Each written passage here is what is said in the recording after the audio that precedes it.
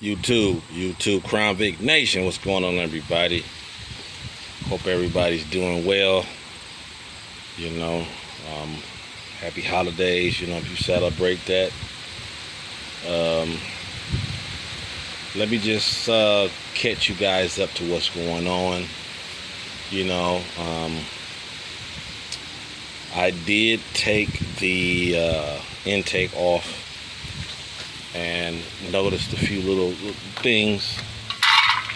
One I'm not quite sure about. One would be, you know, all this weird brown stuff in the cooling system, which leads me to go, hey, I can't wait to get the head gasket off and see what that's about. If you kind of can see, you know, it when I used one of the yellow icky,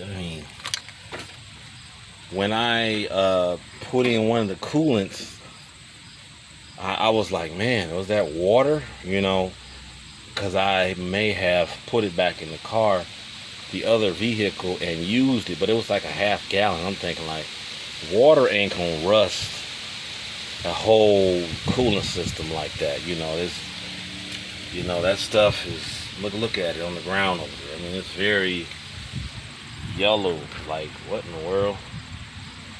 So, a couple different things, you know. Let me talk about this also. Is when I took the gaskets off,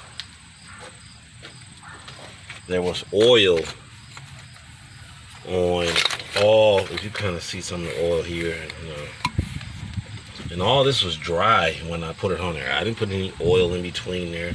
Now you can see down in the valves, it's not,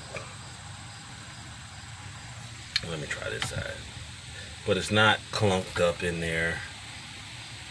It's not, you know, the intake runners are definitely oily-ish. You know, there's definitely oil on my hands, as you can see, on all of them. So I don't know where to put the blame. I have to accept some of the blame. This is my first time doing this.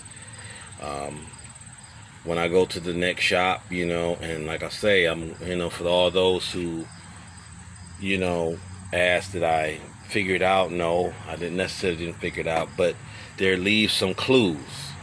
You know, I'm not going to go to the mom and pop this time.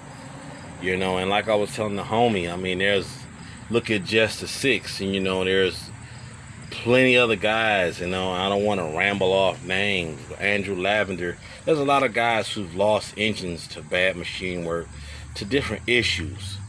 You know, and for me, for the amount of money I spent compared to what they spent, you know, I kind of can be happy. It's not a Coyote.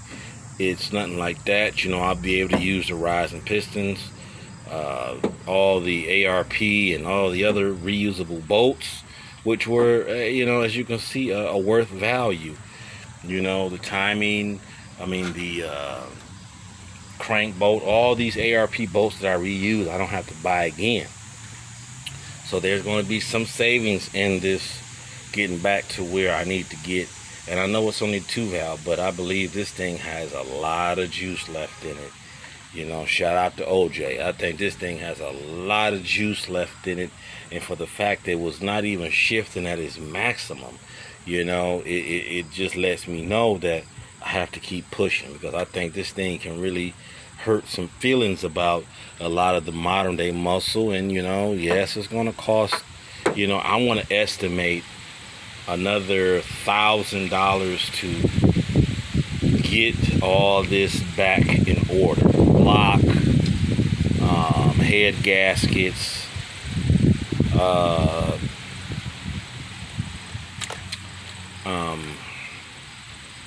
intake gaskets, and like I said, I do want to do long tubes, but like I said, that is an added expense. It's not like what is here, you know. That's why I didn't add that. So I already have another virgin block that hasn't been decked, which, like I say, also I do mention that I'm going to let Jordan at Modular Head Shop. I'm gonna let their company degree the cams this time. That's why I want to go to a uncut block, you know, because I believe Jordan uses a uncut version block in his degree in service. So I want to get as close as I can, and then I'll have the heads checked to make sure they're both have been cut the same amount also. That way, you know, there's no mix up. And then, like I say, valves, springs, valves, a lot of things I'll be able to reuse, you know, all the timing, you know. Like I said, I'm gonna take it apart and see what happened within that 3 weeks of running. So that is what's going on, and I'll be ready to yank this thing shortly. Everything is loose, all the radiator and all that stuff is off, and I'm just going to get rid of the whole car and move over to the other 2011 white one that I have that, you know, didn't pop this type of issue. So that's what I'm going to do. Switch up the fuel pump, a couple different things, and like I said, the goal is to use long tubes, free flowing exhaust all the way back on this one. And like I say, you know, it's just kind of odd, you know, some things, you know, you go through this type of stuff. I've seen plenty of Crown Vics that run with no issues, head swaps, you know, no issues going on. And like I say, I don't want this video to discourage you guys from, you know, trying to do it yourself. That's why it's always a better idea to buy a, you know, a motor from a junkyard or something. That way you always have something to resort back to. So, you know, and let me just show you guys what I was talking about, because this thing is very oily. I mean to ramble, but look, I mean, there's oil up under these, you know, and that wasn't put in like that. You know, this is like the oiliest ones over here. So, you know, I was just thinking that it's either just excess crank pressure, you know, a lot of blow by, because when I put the rings on here, when I looked at, you know, what I did feel that they were a little wide, you know, 22, I think 22,000 somewhere in there. It could have been a little too wide, you know. I will probably, you know, have to, the next set of rings, do the gap a little bit closer, you know. So it could be the fact that there's, you know, there's oil coming from somewhere, you know. And like I say, there's a lot of oil also in the breather over here. There's a lot of oil in this breather. So I'm going to have to express these issues on the come up, the revamp, the second try, and go from there. But I believe this little baby has a punch, you know, once I can get it dialed in with the converter and everything else. The 355, I know some people think it's a 340, I mean a 430 on here, but it's not. So just want to let you guys know that it's not a 430 on here. It's a 355, which is what I want to go with all. I'm going to be a 355 guy, you know, definitely running that automatic 4-speed, you know. That'll give me the perfect, you know, top end punch. You know, you can get it to 150 miles an hour easy, and you know, you don't have to worry about running out of gear, you know. And we actually stretch the gears, which in the long, you know, in a long haul is better. You know, 430s in the short haul, light to light is cool, but you know, so just trying to give you guys a recap. The goal is to take the top end, reuse it, block, get rid of pistons and rods, crank, reuse those, timing cover and all that, obviously reuse those, put everything back on the other 2011. So that's the goal. So just want to give you guys a recap and ring a ramble. Hopefully you got, like I said, comment, like, subscribe, whatever, you know, to let me know what you think. You know, I'm not an expert.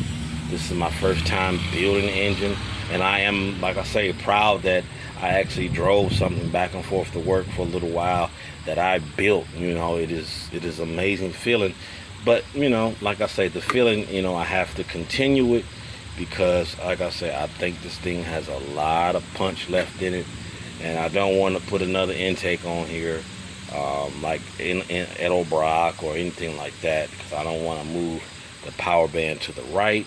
I want to, you know, put long tubes on here, which will get me to my 400, you know, I would say almost 380 real horsepower goal with this compression and everything of the cam. So that's why I am going to revamp that. So YouTube, appreciate you sticking with me. Shout out to BSTV.